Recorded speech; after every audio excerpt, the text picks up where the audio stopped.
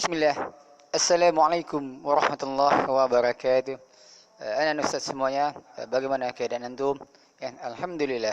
Pada kesempatan kali ini kita lanjutkan kembali pembelajaran kita, yaitunya ya, tema 7, masih tema 7, subtema 3, pembelajaran 3. Ya, insyaallah hari ini kita akan belajar pembelajaran 3 dan pembelajaran 4. Online Ustaz semua ya. Alhamdulillah kemarin kita sudah belajar ya subtema 1 dan subtema 2. Ya.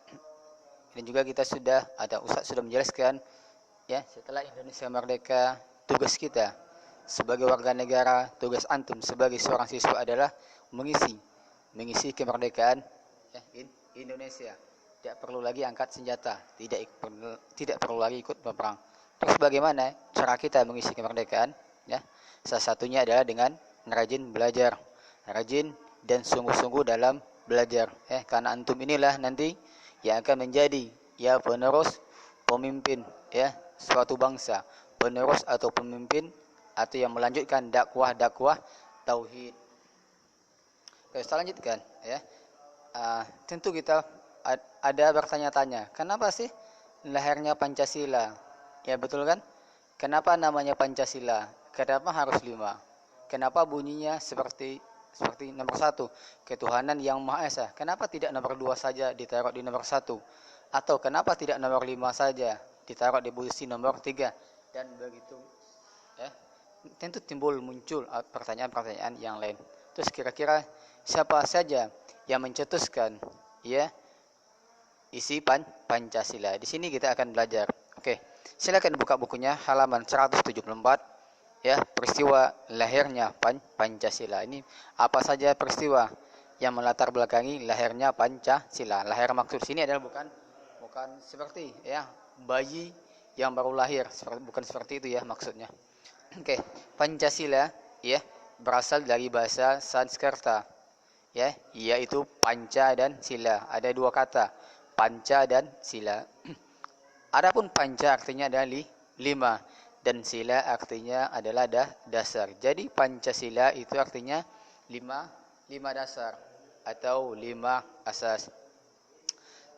Istilah Pancasila juga telah dikenal semenjak zaman Majapahit, kerajaan Hindu Buddha, yaitu terdapat pada kitab Negara Kertagama karangan Mpu Prapanca ya, dan kitab Sutasoma karangan dari Mpu Tantular. Ya, kalau dalam kitab Sutasoma, Pancasila berarti itu berbatu sendi yang 5 atau pelaksanaan kesusilaan yang 5. Jadi Pancasila itu berasal dari dua kata, yaitu panca dan sila, dan juga sudah dikenal semenjak zaman Majapahit. Ya, terdapat pada karangan atau kitab Negara Kertagama. Saya lanjutkan. Siapa saja yang pencetus lahirnya Pancasila? Adapun lahirnya Pancasila sebagai dasar negara itu terjadi pada saat atau pada sidang BPUPKI yang pertama. Ya, BPUPKI merupakan singkatan dari Badan Penyelidik Usaha Persiapan Kemerdekaan Indonesia. Berikut usulannya. Ada 3 orang tokoh bangsa yang mengusulkan ya butir Pancasila. Ini tokohnya. Pertama, yaitunya Muhammad Yamin.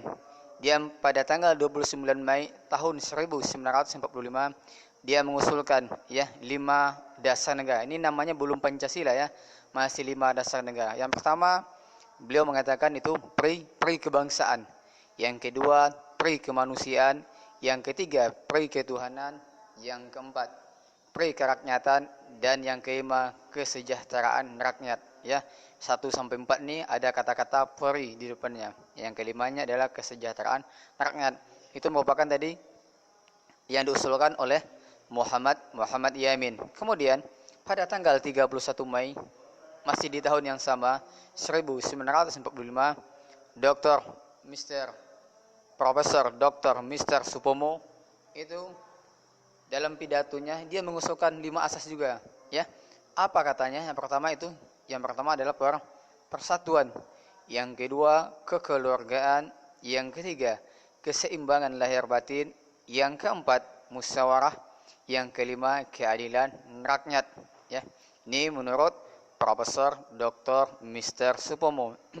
Adapun kemudian pada tanggal 1 Juni tahun yang sama 1945, pada hari terakhir sidang BPUPKI, ya, Insinyur Soekarno itu berpidato tanpa teks, yang mana kita ketahui Insinyur Soekarno ini adalah orang yang ahli dalam berpidato, disebut dengan singa podium, karena dia, ya, atas izin Allah dia menguasai atau mengerti beberapa bahasa negara lain atau mengerti bahasa asing. Adapun isi pidato Soekarno, ya, yang pertama dia menyebutkan internasionalisme, ya, yang kedua peri kemanusiaan, yang ketiga mufakat atau demokrasi, yang keempat kesejahteraan sosial, yang kelima adalah ketuhanan yang Maha Esa. Yang mana Insinyur Soekarno, ya, keturunannya sekarang masih banyak, ya.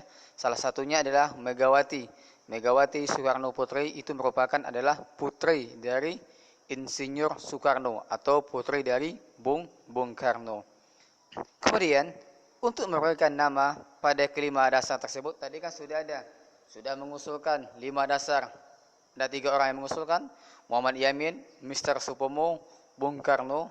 Kemudian apa yang cocok terhadap 5 itu? Ya, kemudian diusulkanlah istilah Pancasila.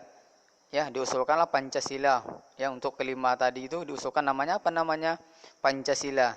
Ya, sehingga pada tanggal 1 Juni tahun 1945 itu dianggap sebagai lahirnya Hari Pancasila sebagai dasar negara. Makanya setiap tanggal 1 Juni itu diperingati sebagai hari lahirnya Pancasila. Itu biasanya ada di kalender. Kalau antum punya kalender, nah itu lihat di bawahnya, biasa ada keterangan.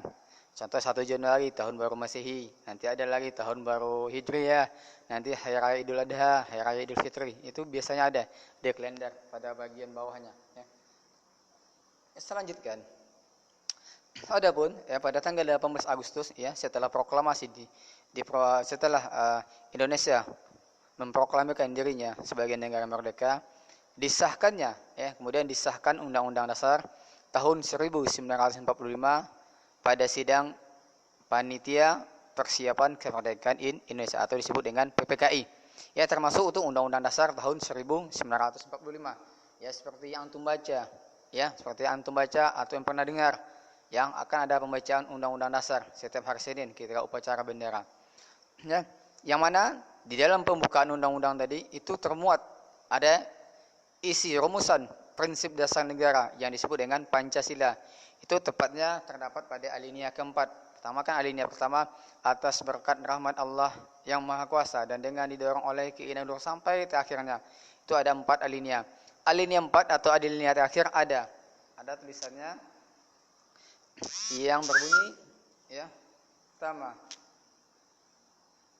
ya, ada bunyinya ketuhanan yang Maha Esa, kemanusiaan yang adil dan beradab, 3 persatuan Indonesia, 4 kerakyatan yang dipimpin oleh hikmat kebijaksanaan dalam permusyawaratan perwakilan, yang kelima keadilan sosial bagi seluruh rakyat Indonesia.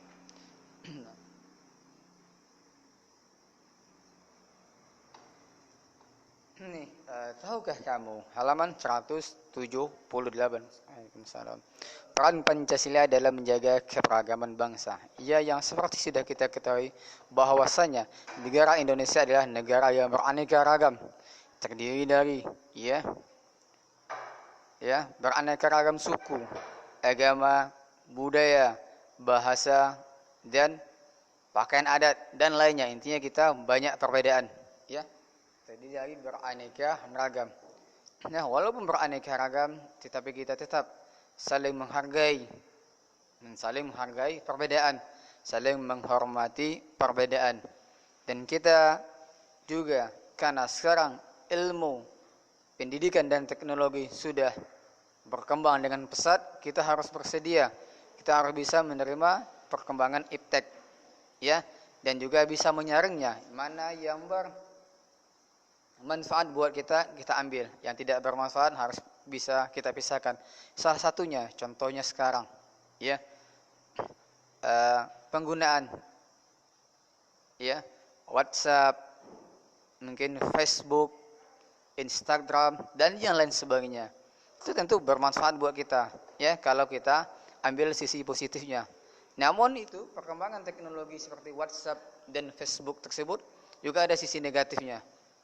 Ya seperti YouTube ada sisi negatifnya. Kalau antum tidak bisa menyeleksi, tidak bisa mengontrol dirinya, antum akan terjerumus ke dalam kemaksiatan. Mungkin yang suka menonton konten-konten negatif. Namun juga bermanfaat bagi antum perkembangan teknologi dengan cara apa?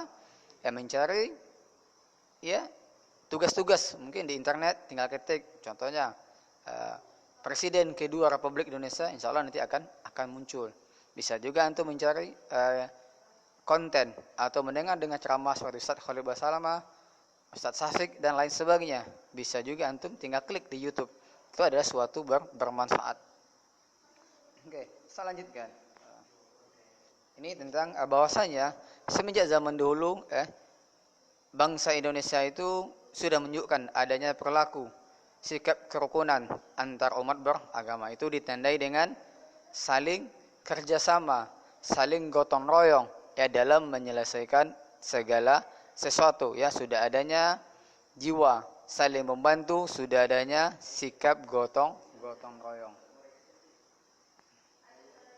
Selanjutnya halaman 181, musyawarah mufakat untuk mengatasi masalah dalam keberagaman. Ya tentunya ya dalam keberagaman kita sudah mengambil harus ada ya catatan, harus ada harus ada catatan dan harus ada prinsip yang dilaksanakan dalam hidup bermusyawarah. Contohnya dalam hidup bermasyarakat. Contohnya di tempat tinggal kita masing-masing, tentu tidak semua kita beragama Islam, tidak semua kita ya terdapat suku yang sama, tentu beragam. Tentu di sana kalau ada ya perbedaan, kalau ada masalah tentu dimusyawarahkan. Contohnya ketika ada permasalahan antara orang Jawa dengan orang Padang, tentu tidak boleh orang Jawa yang lain ikut-ikutan membela, orang yang Padang lain juga tidak ikut membela. Artinya kalau mereka bermasalah, ya selesaikan secara pribadi dulu. Kalau tidak bisa diselesaikan baru melalui musyawarah. Begitu maksudnya. Ya nanti kalau orang Jawa masalah nanti dibantu orang Jawa semuanya. Orang Padang masalah dibantu orang Padang semua. Nanti terjadi pertengkaran, ya terjadi kerebutan. Makanya diadakan musyawarah. Ya kalau mereka ada masalah, mereka selesaikan masing-masing. Suku yang lain tidak boleh ikut membantu. Diselesaikan secara musyawarah. Untuk pembelajaran 3 mungkin sampai di sini. Setelah ini Ustaz akan lanjutkan pembelajaran 4. Ustaz tutup dengan doa kafaratul majlis. Subhanakallahumma wa bihamdika asyhadu an la ilaha illa anta astaghfiruka wa atubu ilaik. Assalamualaikum warahmatullahi wabarakatuh.